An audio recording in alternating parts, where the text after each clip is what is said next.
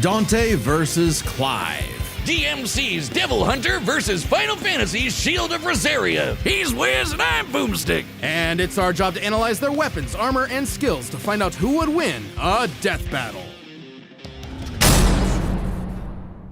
It's a dangerous world out there. Cultists, demons, and evil businessmen lust for power. And every day brings a new cataclysm humanity must face. This world may seem like the end, but for a devil hunter like Dante, it's party time. Who'd expect anything less from the son of the legendary demon Sparta? A dark knight who, thousands of years ago, woke up to justice and sealed away the demon lord, Mundus. But then Sparta mysteriously died, and his wife got iced by some demons, leaving Dante and his brother Virgil separated. Despite a long-gone family, Dante kept a chipper attitude and set up a business dedicated to one thing: killing demons! And with the blood of Sparta running through him, he's the best in the business. By harnessing his own demonic energy, Dante bolsters his speed, power, and durability, letting him block kaiju-sized punches, move faster than a meteor, and regenerate like an unstoppable force of nature. As long as he has the energy, he can heal from getting shot, stabbed, sliced through, basically anything. Even without his regeneration, he's survived heat that would reduce the layman to ash. But no hunter is complete without an arsenal, and Dante's got one hell of a sword left by his dad, Rebellion. Plus ebony and ivory, 2 magic pistols with endless ammo clips. And they say the perfect gift doesn't exist. But Dante's full arsenal is far larger and stranger. Like King Cerberus, a shape-shifting set of elemental nunchucks. Cavalier, a pair of buzzsaws that are also a motorcycle. Balrog, fiery fisticuffs for boxing and capoeira. And Navan, a guitar. An electric guitar! There's also Lucifer, a backpack of endless laser swords that Dante got after slaying... Actually, we never see how he beat Lucifer. Yeah, you know someone's a badass when they off-screened the actual devil. Then there's my fave, Dr. Faust, a sentient hat that turns Dante into basically Orville Peck. Oh, and shoots crystallized demon blood. Dante needed this and much more when he got a warm welcome from the brother he thought long dead.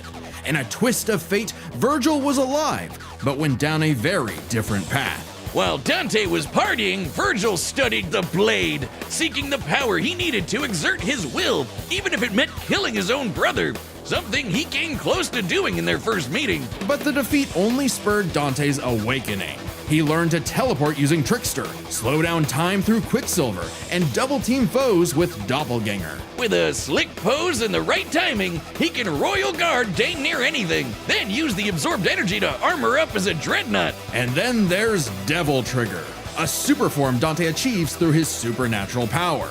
By tapping into his inner demon, Dante can fly and gains an enormous boost in speed and power. Naturally, his rematch with Virgil went very differently, and that was far from Dante's peak. When Mundus got up to his old tricks, Dante battled the Demon Lord in a vast sea of stars, a universe Mundus created on a whim. Even later, Dante one-shot a stronger alternate future Mundus who had completely merged with the demon world. So he's kind of a big deal. Literally, Mundus became a living universe just for Dante to shoot him in the face. Then there's Argosax, a god so astronomically intense he had the power of every other demon in existence, a divine deity of the sun that Dante also shot in the face. Oh, that guy! I completely forgot about him. Funny, so did Dante. Despite how powerful Argosax was, he was just an insignificant Tuesday to Dante. So it's safe to say Dante had become the strongest around. But no amount of style, pizza, or wahoos could fill the hole in his heart. Sure, Virgil was a power-hungry weeb, but he was still his bro. Beneath Dante's antics, killing the last of his family kinda messed him up. Until he learned his family wasn't as gone as he thought. It turns out he had a nephew, Nero, who Dante would help get into the family business in his own unconventional way. And for dead weight, Nero was pretty badass, even helping Dante take on the so-called Demon King Urizen. Nero's Devil Breaker arm can fire light-speed lasers that Dante and Virgil have dodged. Dante and Virgil can already dodge lasers in their base forms, but when charged with enough demonic energy, they can outright blitz beams over 11 times faster than light. Nero even survived getting melted down while inside a living statue. it's a long story. And that's the same sort of regeneration that Dante has, meaning he can survive being turned into a puddle. So Dante was ready when Virgil somehow returned. Again. And made an apocalyptic demon tree for what else? More power! With the entire world now on the line, Dante had to get serious and fully embrace his human and demon sides alike by stabbing himself. Holy shit, Dante has been impaled so much, he decided to make it how he powers up. So he got his greatest weapon, Devil Sword Dante, and became Sin Devil Trigger. This is Dante's demon energy at its peak. He can fire lasers with Loose, obliterate with the fires of Judgment, and surpass even the legendary Sparta. But although Dante was totally a match for Virgil, neither of them would budge on their ideals. Both were destined to duel until one was dead forever. But thanks to Nero and 2 well-placed bitch slaps, they got some sense knocked into him. Dante realized that if he couldn't make Virgil abandon his ways, he might as well keep an eye on him.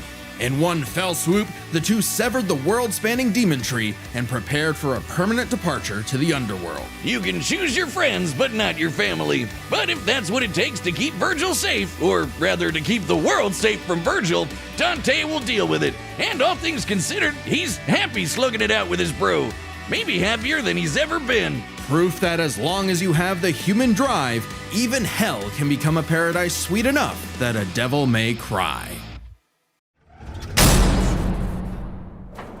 Whiz, it's an emergency! This fight's gonna have a banger soundtrack, but my headphones broke! Well, good news! This battle is sponsored by Raycon. Keep your ears open and your holiday playlist rolling with Raycon's essential open earbuds. These open ear earbuds let you stay connected to your surroundings while enjoying your favorite music, podcasts, and audiobooks. Perfect for a job, commute, or hanging out. Oh yeah, they sound great, just as good as some of the big brands, but at half the price. They're super lightweight and somehow they never fall out.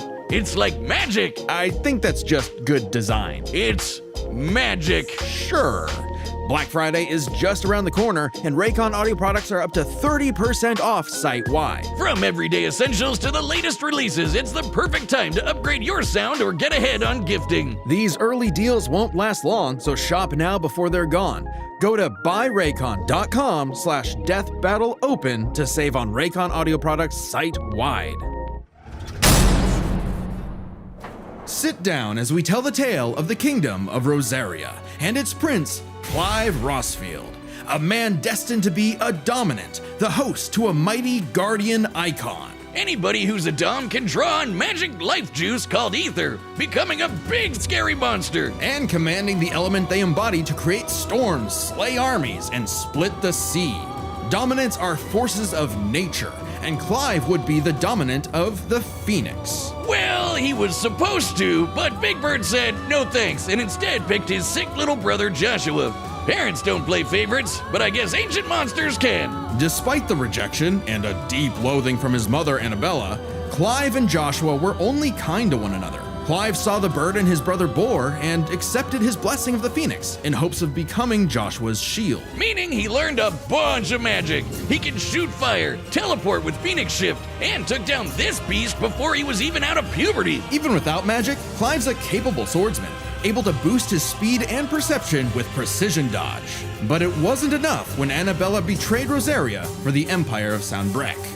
In one night, Clive's knights, people, and his own father were slaughtered before him. Quick, someone use a Phoenix down!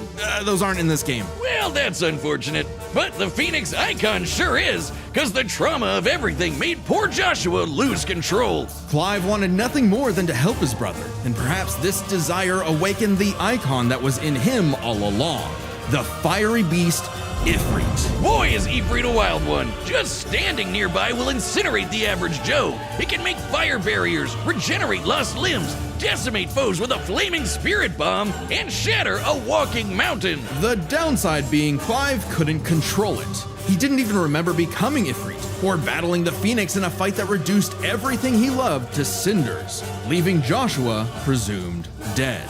If that wasn't bad enough, dear old Ma found him the next day and made him a slave to Sanbreque's army. Clive spent 13 years wallowing through life, searching for Ifrit's host for revenge, only to learn the one he wanted to kill was himself. This revelation hit Clive like a phantom train. He thought death was all he deserved for taking the lives of Joshua and so many others. Even so, there was a light at the end of the tunnel.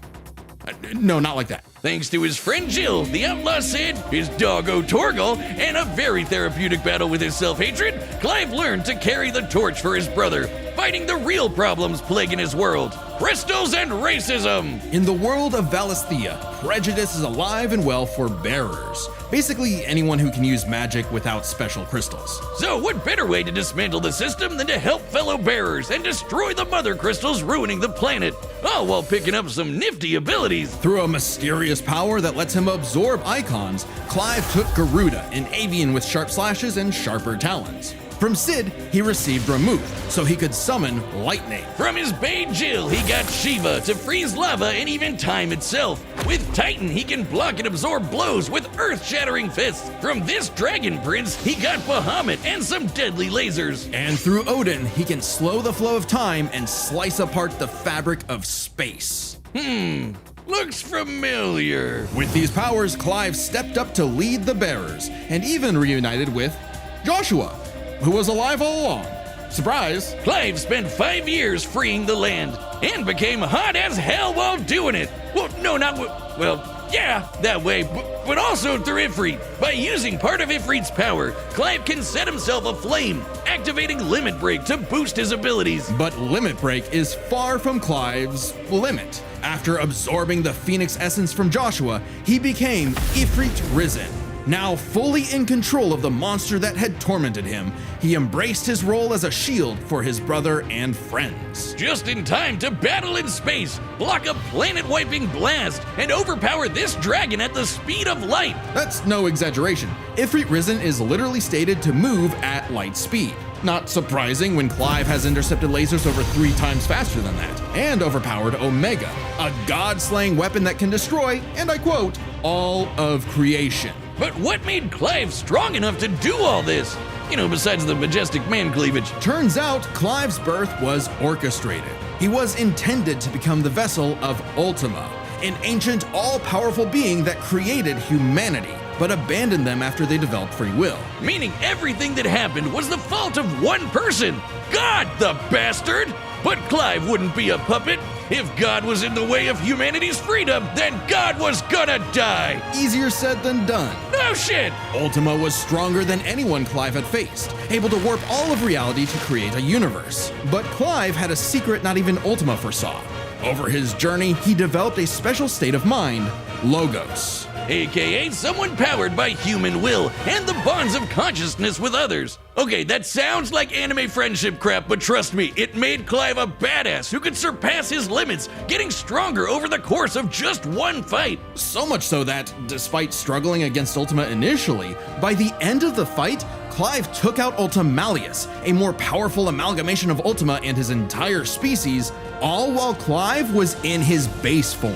Ultima literally became Ultima Squared, but Clive still kicked his ass. Using his bonds with his brother, his friends, and his unbridled will, Clive killed God in a giant 999,999 damage punch! Okay, so it really was the power of friendship after all. Man, this guy's got a future in shonen. Well, except we don't really know what happened to Clive. Whether he lived or died, though, doesn't really matter. It was his journey and the world he created that made his life meaningful. Clive's dream of a future where everyone can live and die on their own terms had become a reality. And his stories were written up in a book by a certain Joshua Rossfield, which he titled Final Fantasy. The battle's coming up next, so call your winner now, folks, just like our sponsor, DraftKings. The NBA season tips off, and so does DraftKings' newest fantasy game. DraftKings Pick 6 is the easiest way to play for big wins, with every possession giving you a shot. Here's how. Just pick more or less on 2 or more stats and unlock the upside every game brings. Oh, also, new DraftKings customers score $50 worth in bonus picks with just a $5 entry on your first pick set. Don't just watch basketball, cash in. Download the DraftKings Pick 6 app now and use code DEATHBATTLE. That's code Death Battle. Play just $5, get 50 in Pick 6 bonus picks. Make the call. Ride the upside. In partnership with DraftKings Pick 6. Gambling problem? Call 1-800-GAMBLER. Help is available for problem gambling. Call 888-789-7777 or visit ccpg.org in Connecticut. Must be 18 plus. Age and eligibility restrictions vary by jurisdiction. Pick 6 not available everywhere, including New York and Ontario. Void where prohibited. One per new customer. Bonus awarded as non-withdrawable Pick 6 bonus picks that expire in 14 days. Limited time offer. See terms at pick6.draftkings.com/promos. All right, the combatants are set, and we've run the data through all possibilities. It's time for a death battle!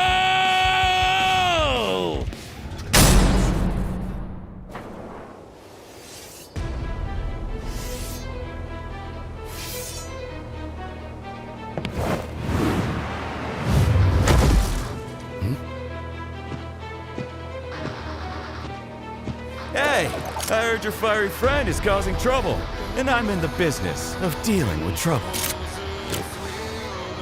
Leave now. I have a god to kill. The last thing that will stop me is a demon.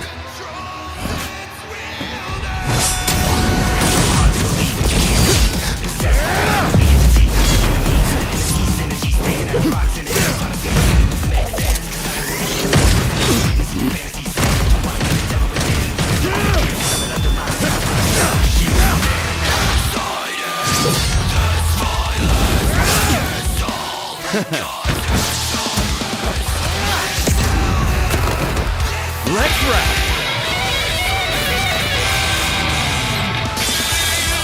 Fancy yourself a bard?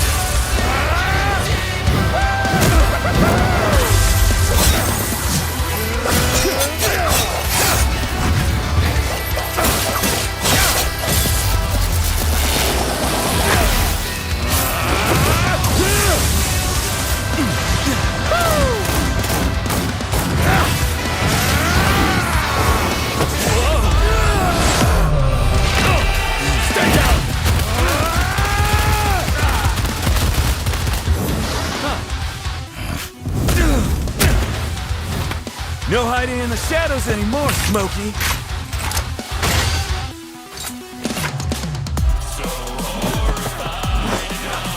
Time to see the light!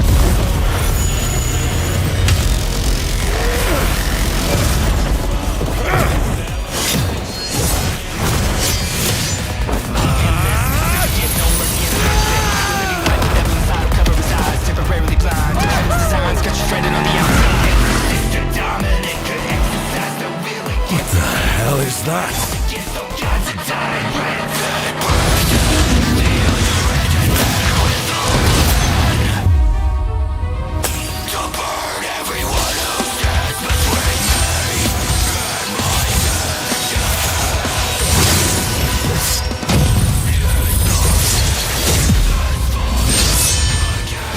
Virgil's got some competition.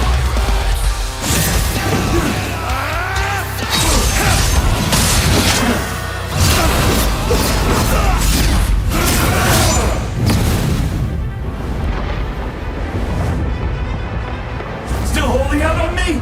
Let's see what your monster can really do! So the devil cries for more. Let's give him everything we've got! Joshua!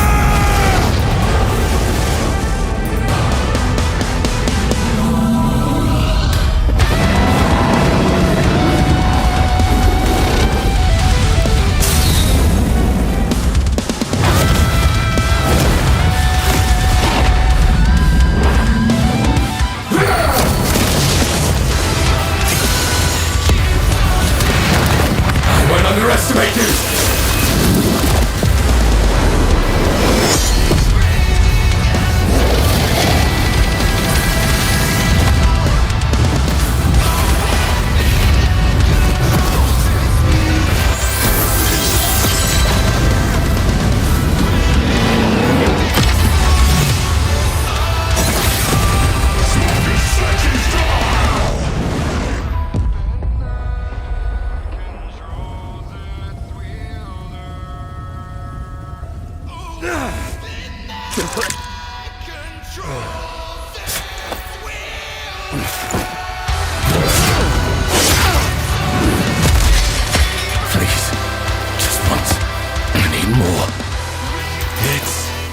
a bash, Smokey. Jackpot! I need Ifrit!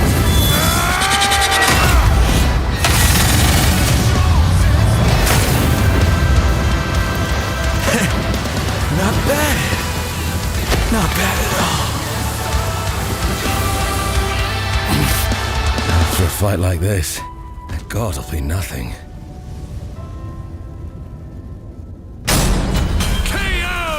Okay, that was a whole nother level of close, but I think we got the point. This was not an easy call to make. Dante and Clive matched each other so closely it was hard finding a definitive advantage either had.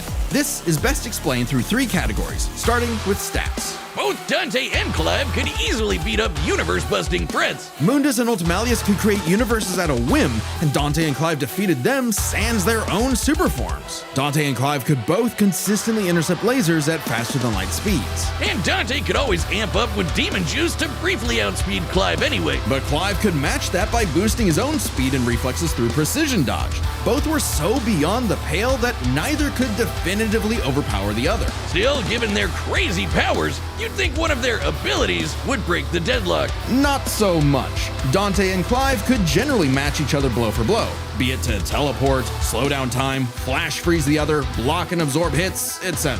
And Dante could survive the intense flames of Ifrit. He's dealt with heat like that before. Though Clive did not have a perfect match against Doppelganger, he did have more methods of manipulating time, both more reliable and abusable, in addition to defensive measures like Ifrit's barrier to fall back on to outlast powers like Doppelganger. But their super forms evened out. Any edge Clive could get from, say, Limit Break or Ifrit Risen, Dante could match with Devil Trigger or Sin Devil Trigger. In the end, both have answers to most of each other's powers, making it still anyone's win. Which is why it came down to one major factor: endurance. Just how long could these two keep at it? While Dante's super forms could undoubtedly keep up with Clive's, there is an emphasis in story and gameplay that they expend a lot of demonic energy. The longest Dante has battled in Devil Trigger against someone his equal is about 6 minutes, and abilities like Doppelganger, Quicksilver, and Sin Devil Trigger burn through it even faster. Clive's time in Ifrit Risen isn't limitless either, but it can last longer, fighting for tens of minutes if necessary. But given how close this match is, it's vital. If Ifrit Risen catches Dante outside of Devil Trigger, it's over. I know what you're thinking. Dante's crazy tough. His healing factor's way better than Clive's. Clive can regen lost limbs, sure, but Dante can heal from getting reduced to a puddle. Couldn't he just tank Ifrit's attacks? Well, yes, but also no. This is where context is everything. While no doubt impressive, Dante's healing has been overcome in the past because it is tied to how much energy he has. Less demonic energy means a less potent healing factor. Like when he got knocked out for a month straight by Urizen, only surviving thanks to a constant source of demon blood. Hell, overtaxing demon regen is how Dante killed Virgil in the first place. Even if we assume Dante could get a second wind, it's always possible Clive could get one too, becoming even stronger from pure willpower, just like when he fought Ultimalius. So, for as tough and persistent as Dante was, Clive was able to endure just that much more to get the final edge. The devil was in the details, but Clive's victory is no fantasy. The winner is Clive Rossfield. Next time on Death Battle.